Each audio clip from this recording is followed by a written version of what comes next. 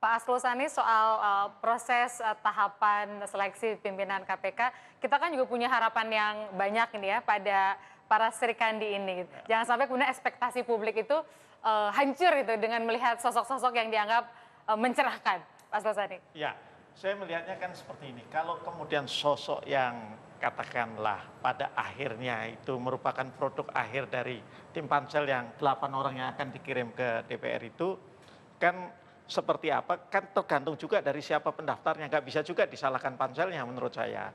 Kok baik banget sih Pak? Ya, karena Bu Betty ini kayaknya. Karena Bu Betty memang saya harus seperti itu. Makanya ini masih ada waktu, kita berharap, dan pansel kan sudah membuka. Calon itu kan tidak harus datang sendiri, boleh didaftarkan tentu. Yang penting dia punya kesediaan kan, untuk kemudian melengkapi administrasinya dan lain sebagainya. Sebetulnya ini mekanisme yang saya kira memang baik. Karena di negara kita ini kan memang orang-orang yang baik, bukan job seeker, itu nggak mau dia kalau datang mendaftarkan, nanti dia kualifikasinya sama dengan job seeker. Kesannya seperti itu, walaupun kesan itu tidak selalu benar menurut saya. Ya. Nah, kami tentu kemudian di DPR menunggu. Yang jelas, saya kira Pak Masinton sepakat dengan saya paksa sepakat aja Pak Masinton.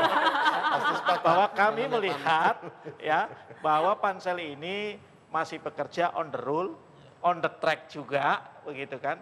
Nah, kita juga berharap responnya ini juga baik. Artinya ini masih ada waktu, para tokoh yang diharapkan oleh Mas Eson dan kawan-kawannya untuk mendaftar, itu bisa mendaftar atau didaftarkan. Nah, sehingga kita harapannya adalah 8 orang yang akan dibawa ke DPR ini nilainya kurang lebih sama. Saya kan selalu ditanya, ini DPR nanti milihnya yang aneh-aneh gitu.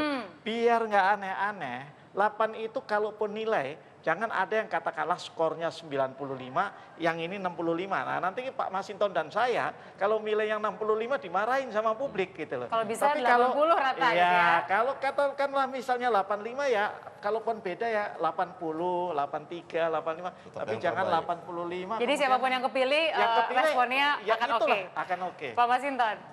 Iya, jadi memang sejak awal diumumkan oleh Presiden, kami Komisi 3 sangat mengapresiasi 9 dari berbagai latar belakang disiplin ke ilmu, profesi gitu ya. Dan kami menaruh harapan besar dari 9 Sri Kandi ini lahir pimpinan-pimpinan KPK yang nilainya tadi itu di atas rata-rata. Jadi bukan yang nilai 6 nanti dikirimkan ke kami, kira-kira gitu. Nah, dalam proses kerjanya kita melihat upaya ikhtiar dari 9 tim pansel ini bersosialisasi, melakukan penjaringan ke berbagai daerah. Yang menurut kita responnya bagus dan kerjanya proaktif gitu ya. Nah, inilah memang yang kita harapkan, apalagi juga waktu yang mepet dikemas lagi, dibuka ditambah 2 minggu gitu Mbak ya, untuk menyiapkan seluruh persyaratan administrasi dari masing-masing bakal calon tadi. Nah, kita harapkan memang proses penyaringan nanti 8 nama yang dikirimkan nanti memang harus dengan nilai 8 ataupun di atasnya. Bang Eson, mari kita bicara setelah ada nama masuk ke DPR, kemudian dikirim ke DPR, lolos lah sudah. Tapi kan ada tantangan di depan sana soal revisi Undang-Undang KPK. Andaikan itu kemudian teman-teman di DPR pada kekukuhan ya, kekeh dan terjadi, tentu kan si pimpinan yang baru ini nggak punya kekuatan seperti halnya yang sekarang. Itu yang saya pikir juga harus ada kesinambungan ya antara pemerintah ketika memilih pansel yang ideal, harusnya juga lahir pimpinan KPK yang ideal dan kemudian didukung dengan undang-undang yang menurut kita juga ideal.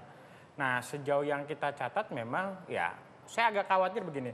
Pansel sudah mendapatkan figur yang terbaik, tapi ketika kewenangan-kewenangannya dipangkas oleh teman-teman DPR, teman-teman Masinton ya, bukan Bang Masintonnya, gitu ya. Nah, itu akan membuat kerja-kerja KPK menjadi agak timpang gitu ya. Tapi kok Anda cuma nyebut DPR, kan pemerintah juga, kan revisi undang-undang nggak mungkin terjadi kalau ya, pemerintah betul. nggak mau. Nah, ini yang juga kita dorong juga bahwa pemerintah harus ya bisa menarik gitu ya dukungan atau tidak mau membuat surat presiden menunjuk wakil pemerintah dalam pembahasan ini. Dan itu bisa dilakukan gitu. Nah, sepanjang presiden tidak memberikan dukungan terhadap pemberantasan korupsi termasuk soal revisi undang-undang KPK ini, ya percuma saja kerja yang dilakukan oleh Bu Betty dan kawan-kawan menghasilkan orang baik, tapi dia tidak punya tangan atau tidak punya power yang begitu luar biasa. Sayang Bang Eson nyampainya telat. Anda kan dari awal, bapak-bapak ini adalah sangat sepakat sekali ada revisi undang-undang KPK termasuk Prof. Romli dan merasa itu adalah penyempurnaan. Nggak ada semangat untuk melemahkan sama sekali. Ya, kita sepakat, tapi belum tentu saya sepakat dengan Pak Masinton mengenai materi yang harus direview itu loh yang harus revisinya dulu. Sepakat bahwa nanti apa yang dibahas, kita juga kalau dalam konteks pelemahan sama-sama pasti kita tolak. Iya. Gitu loh. Cuma kan problemnya begini, RUU KPK itu kan kayak bola panas tuh. Ketika bergelinding di DPR dan banyak teman-teman DPR yang tidak suka dengan KPK, artinya apa? Satu sisi dia akan kabulkan tuh substansi misalnya soal rekrutmen penyidik sendiri. Ini tapi tendensius nih, coba saya tanya. Suka sama KPK nggak Pak Asrul? Saya sangat-sangat suka sama KPK. Pak Masinton? Justru KPK itu dari dulu kita dukung. Jadi teman-teman DPR sebagian, saya katakan sebagian itu bisa sebagian besar, sebagian kecil gitu. Atau alasannya begini, mereka ingin merevisi karena saking cintanya sama KPK. Bisa juga bilang begitu. Bisa juga bilang begitu, bisa juga kita katakan bahwa ada isu soal konflik kepentingan. Dalam catatan ICW misalnya ada 10 politisi Senayan yang menjadi korban tanda kutip proses penyadapan yang dilakukan oleh KPK. Ada sekitar hampir 40 anggota dewan yang terjerat korupsi oleh KPK. Ada komisi 3-nya nggak itu? Ya komisi 3 belum. Jangan didoain dong. Belum. Tapi paling tidak begini, saya agak khawatir bahwa kekhawatiran bahwa KPK kuat itu yang ditakutkan oleh teman-teman di DPR. Tapi Pak Susani komisi 3 belum, tapi kan yang kena teman-teman juga. Bu Betty, sekarang kita kembali ke soal pansel. Apa yang bisa disampaikan kepada para calon yang sekarang sedang bersiap-siap atau yang baru mau daftar lagi? Karena kesempatan masih ada sampai 3 Juli, kami juga sebagai media berikan ruang untuk pansel menyampaikan pengumuman, katakanlah. Baik, jadi pada kesempatan ini kita ingin kepada yang sudah mendaftar dan belum melengkapi administrasinya cepat-cepat dilengkapi karena waktunya sampai tanggal 3 Juli jam 12 siang. Kepada yang memenuhi syarat, memenuhi kriteria, belum mendaftar, ayo mendaftar. Karena kita semua berkepentingan untuk punya KPK yang dipimpin oleh orang-orang yang kompeten dan berintegritas agar tugas KPK bisa dijalankan dengan baik. Nah, pada kesempatan ini mumpung ada 2 mitra dari Komisi 3, saya juga ingin titip pesan ya, kita menginginkan pimpinan KPK itu yang dari segi keilmuannya itu komprehensif Pak. Jadi nanti kalau dipilih jangan yang seragam Bapak. Jadi dipilih yang saling melengkapi sehingga bisa menjalankan tugas. Asal Ibu tugas. sajikan yang beragam ke Komisi 3, pasti kita pilih yang beragam tadi. Bu Betty, catatan ya, tolong yang dokumen disampaikan ke kami ya, hasil di pansel itu yang lengkap ya.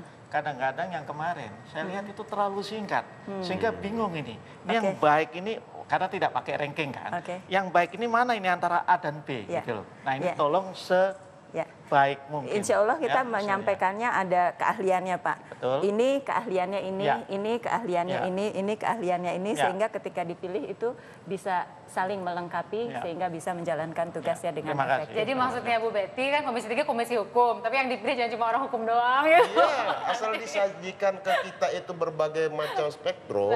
Kita pasti pilih dengan berbagai macam spektrum keilmuan tadi karena tantangan pemberantasan korupsi ke depan itu memang sangat berat. Terima kasih banyak Bu Betty, terima kasih banyak 3 Bapak yang sudah mendampingi Bu Betty. Kita doakan Bu Betty dan teman-teman Pasta KPK bisa bekerja optimal sampai 3 Juli masih ada waktu buat yang mau daftar atau yang melengkapi. Jangan sampai dari 500-an yang daftar belum udah gugur gara-gara administrasinya nggak lengkap ya Bu ya. Harapkan semangatnya beriringan dengan kesiapan administrasi dan juga kesiapan kompetensi nantinya. Sekali lagi terima kasih. Kita akan tunggu hasilnya 31 Agustus ke Presiden, kemudian nanti fit and proper test. Dan kita juga akan tunggu pernyataan Presiden. Kita ingin dengar langsung sebetulnya Presiden tuh mau ngomong apa sih soal undang-undang KPK, soal revisinya. Kami tutup malam hari ini, kita ketemu lagi hari Selasa. Saya Tina Talisa, selamat malam.